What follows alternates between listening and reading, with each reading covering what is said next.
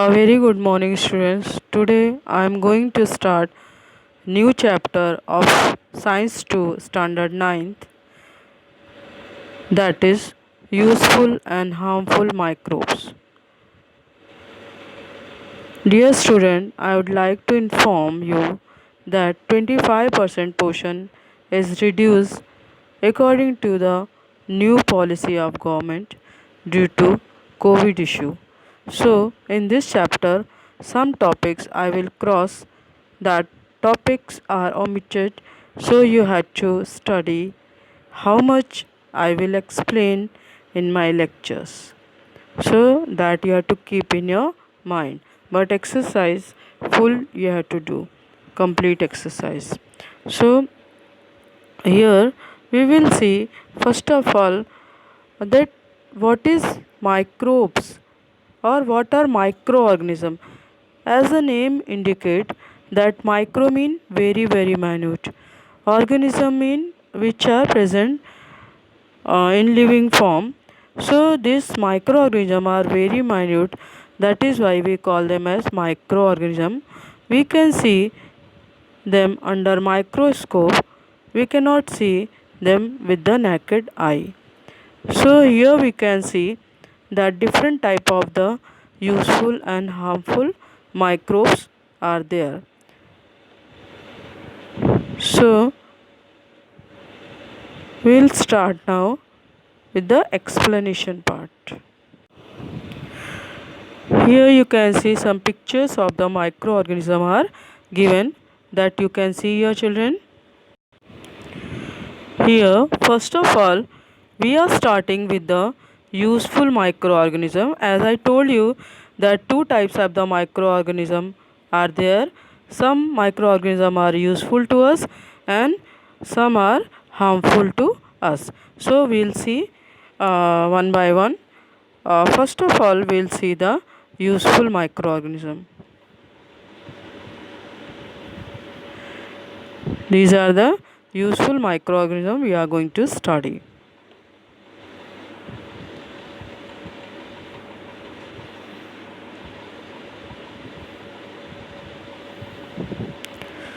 Now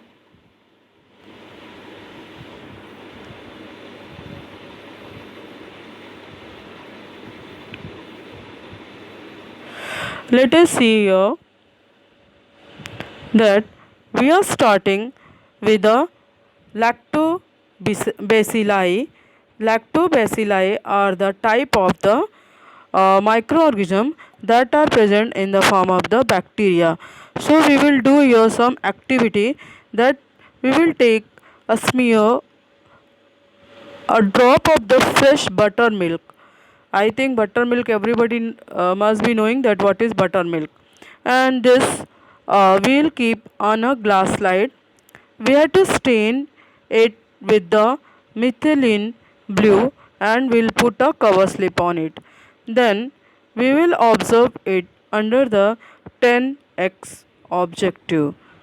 So how much objective we have to study it, children? 10x objective. And now what is objective, that I'll tell you, that when we are using microscope, there two things are main: eyepiece and objective. Eyepiece mean from where we see the slide, and objective mean where we keep the object. So that according to the magnification, mean how much magnification we need, according to that we can change it. So we have to keep under the 10x objective of a compound microscope. And what is compound microscope? What we see in our lab, that is our compound microscope, under which I have shown you the slides. So we have to see under that, and then we will see this under the powerful magnification of 60x. Now what you will notice that the blue rod shaped organism moving around. So what we'll observe, children, here, that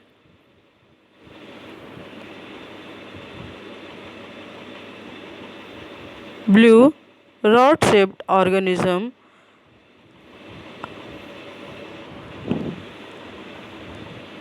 are moving around. Now we'll see what this microorganism are moving around. These microorganisms are minute and rectangular in shape. They are called as the lactobacilli. These are a kind of the bacteria. Now, already you have studied algae, fungi, bacteria, everything in the classification of the plant. So, we'll see here that lactobacilli are anaerobic. What is the meaning of anaerobic, children? Anaerobic mean those organisms which survive in the absence of the oxygen. So, these lactobacilli are the anaerobic type of the bacteria. So, I hope you might have got me.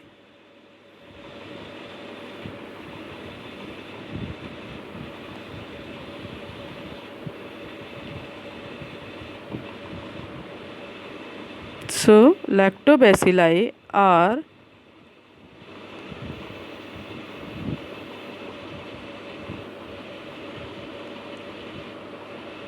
anaerobic bacteria. That means they can produce energy.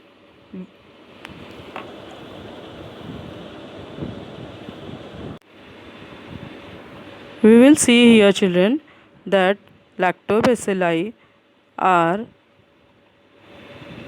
anaerobic bacteria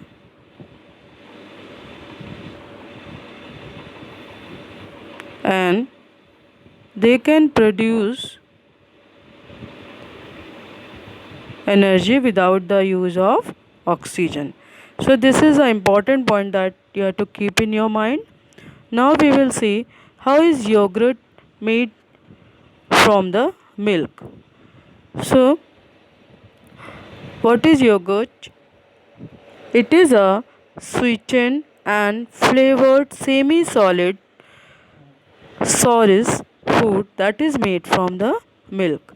So the lactobacilli convert lactose, that is the sugar in the milk, into lactic acid. This process is called fermentation. So as a result, what will happen, children? That the pH of milk will decrease and this will cause the coagulation. Now what is the meaning of coagulation? When the milk is changed to solid or semi-solid state, this is called the coagulation. So it decreases the pH of the milk and due to that the coagulation of the milk protein occurs. So this point I will underline so that you can understand properly. See here, and this point you have to write in your book also, a book in notebook, so that you can learn during exam. Lactobacilli convert lactose sugar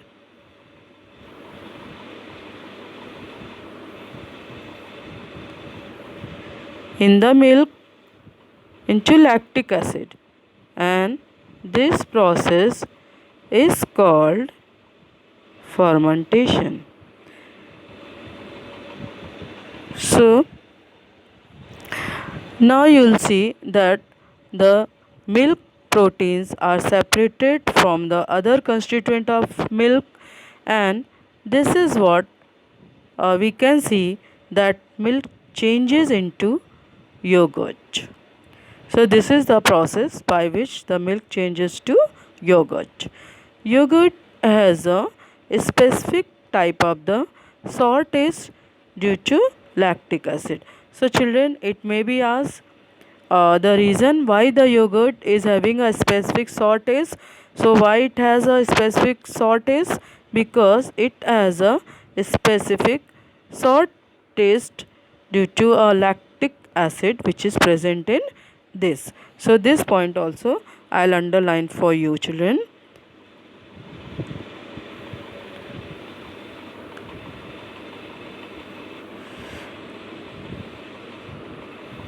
Yogurt has a specific sour taste due to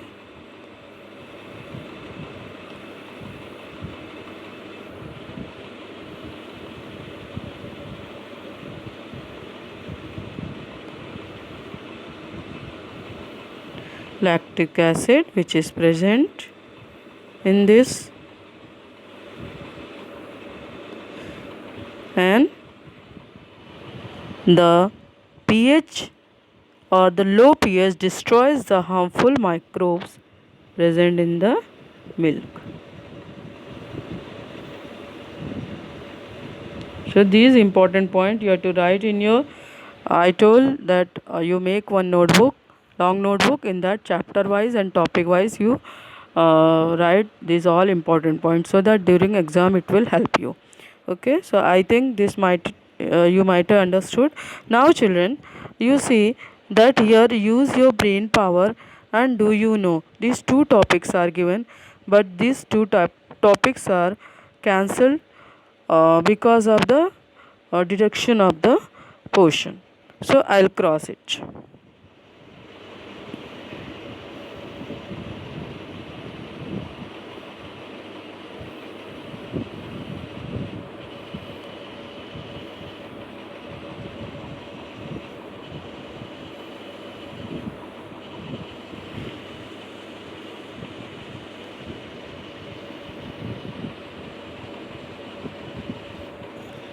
So this all you can cross in your textbook also, so that during the revision you will not have any problem.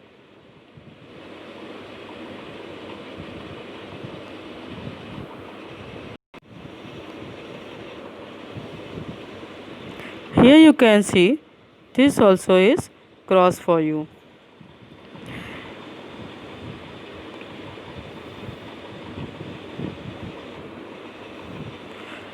Now further we will start with the rhizobium part. Rhizobium is a symbiotic bacteria. So first of all, I'll let you know what is symbiosis and what is the symbiotic type of organism.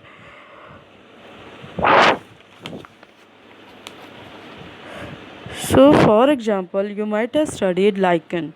That you might have seen that algae and fungi both are there. So here what will happen, that algae is giving shelter to fungi. Algae is providing food to fungi, and fungi is giving shelter to the algae. So this way both are benefited. This is called symbiosis. Like at your home you might have seen that sometime both are earning, like mom and dad, but sometime only dad is earning and mom is just looking after the home. So this is a symbiotic type of relationship, mean they are cooperating to each other. Same way, this rhizobium also is a symbiotic bacteria. So let us see now, we'll study about this.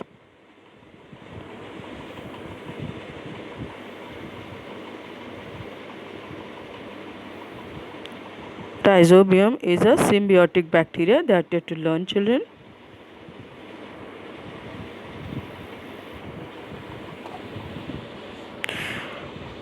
First of all, I'll explain this, then I'll explain you figure.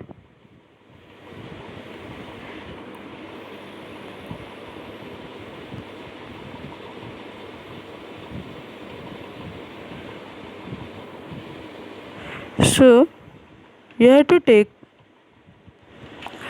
the plantlets, mean small plantlets of the fenugreek, that is already you know fenugreek is the methi, groundnut, etc. Or you can take any other bean, and you have to sterilize it. The sterilization everybody must be knowing, that making it the proof of any harmful organism or any harmful microorganism. So that we will keep it aside after sterilization, and then we will put 3 to 5% solution of hydrogen peroxide, that already it is there in the lab. So we have to put in the 3 to 5% of the hydrogen peroxide. Afterwards we have to keep it in a 70% solution of the ethyl alcohol for 4 to 5 minutes, and then we have to clean the roots with a sterile water. That means that water also should be germ free. That is why we call it as sterile water. And then we will take thin section of the root nodules. That section we have to take HS, mean horizontal section. And then we have to select good section out of those, and we will put in the saffron in for 2 to 3 minutes. So here also you have to just underline this important point of this activity, and you have to learn it. And root nodules mean downwards we can see that small nodule like are there in the root portion, that we call as the root nodules. Now after putting them in the saffron in solution, we have to place the stained section on the glass slide, and we will cover it with the cover slip and observe it under the compound microscope. The pinkish rod shaped organism can be seen. These organisms are called as the rhizobium bacteria. Okay, so these are called as the rhizobium bacteria. Now we have to see that we have to search for the root nodules in the leguminous plant. Now what are the leguminous plant, children? Leguminous plants are the plant which are having the seed pod, mean pods are present there. So that type of the plant are called as the leguminous plant. For example, bean, sweet pea, soya bean, these all are the leguminous plant.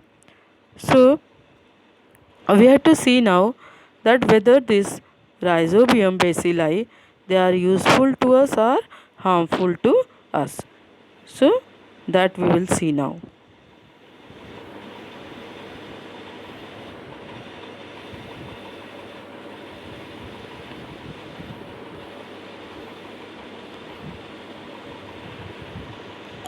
Here we will see the role and importance of the rhizobium.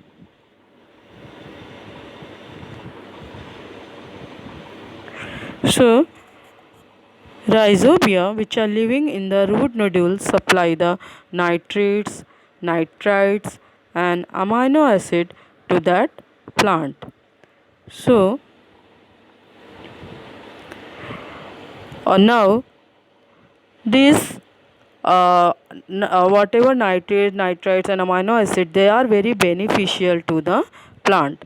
Now and in exchange what rhizobia gets, they get the energy from the carbohydrate form of the starchy substance which are present in the plant.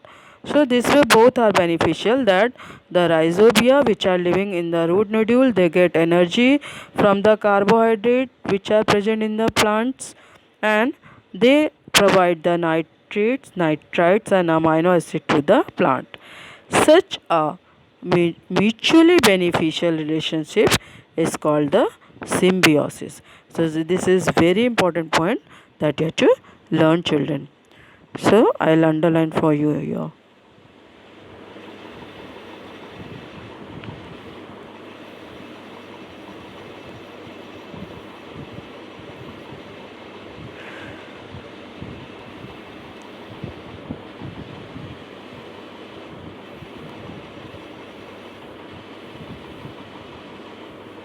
What they are getting in exchange, this rhizobia, what they are getting the energy from the carbohydrate.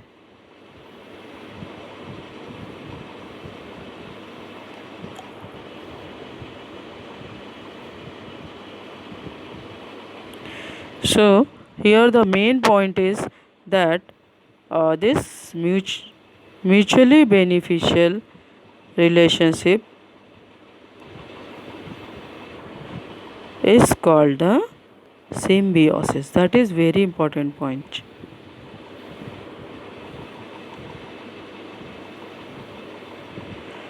Now we will see rhizobia produce the nitrogenous compound from atmospheric nitrogen, and For this process, nitrogen fixation, they need the leguminous plant like the bean, sweet pea, soya bean, etc.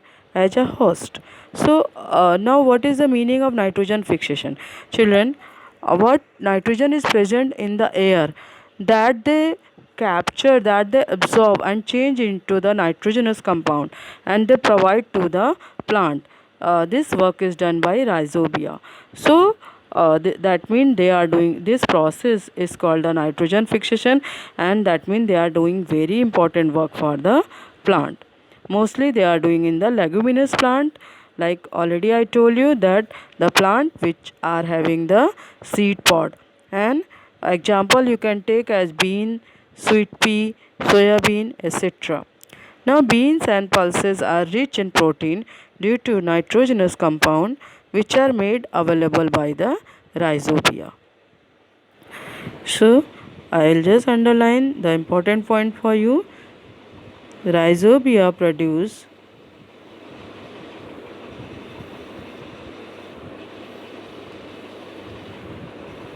nitrogenous compound from atmospheric nitrogen. This is very important point.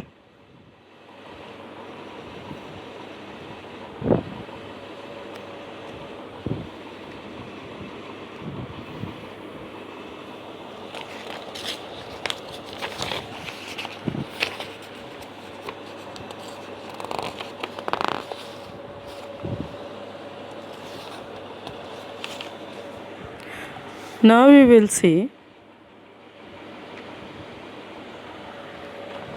one more process that is called the rhizobial inoculation. That is very important, children, and you have to learn it properly. I'll show you here. Nowadays,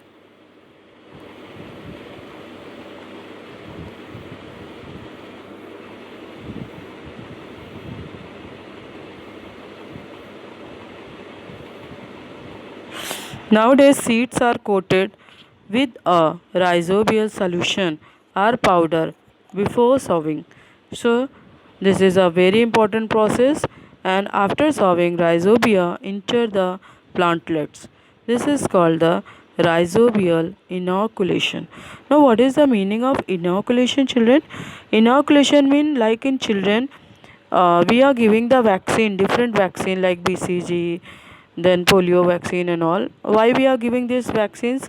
So that they can resist to the disease and they can generate the immunology or the resistance power in them. Same way in the plant, this solution is coated or powder is coated on them so that they can get the inoculation or vaccination.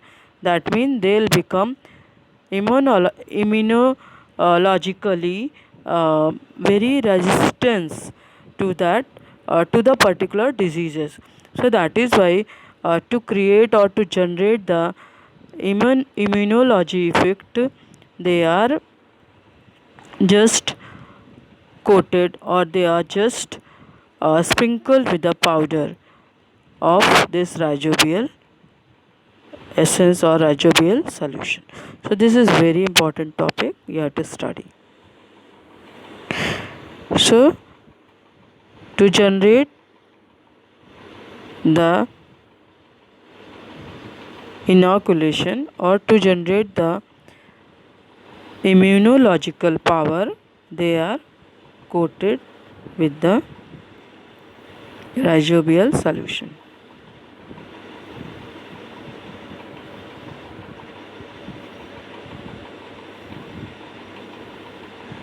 This is very important, children.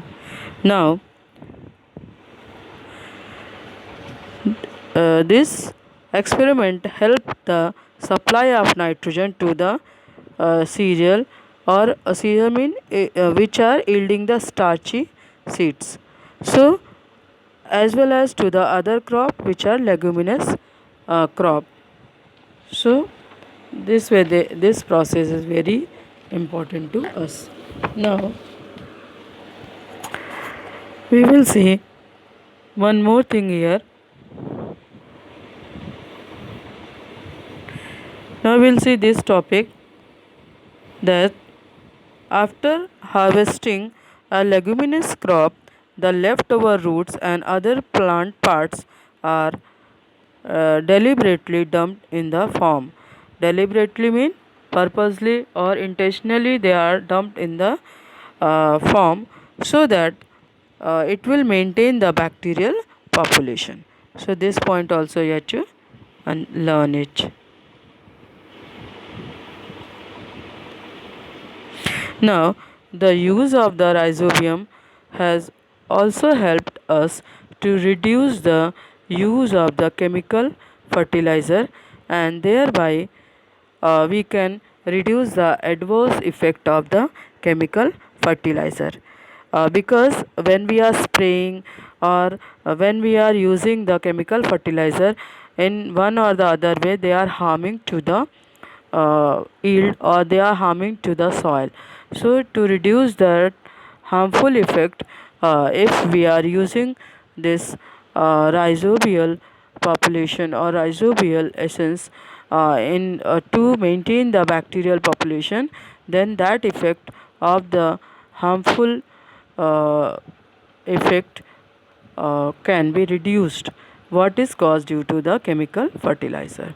Now, it has also helped to reduce the expenses on the fertilizer, but natural that when we are using the fertilizer, then there are expenses, and that expenses the farmer had to bear. So to reduce that expenses, we can use this process, and it works, and as well as it benefits to the farmers. So this is a very beneficial process for the farmers also.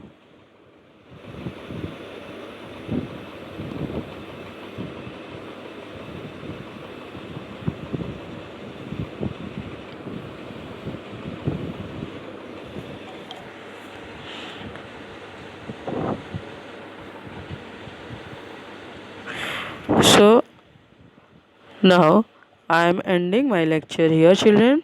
In next lecture we'll start from the east.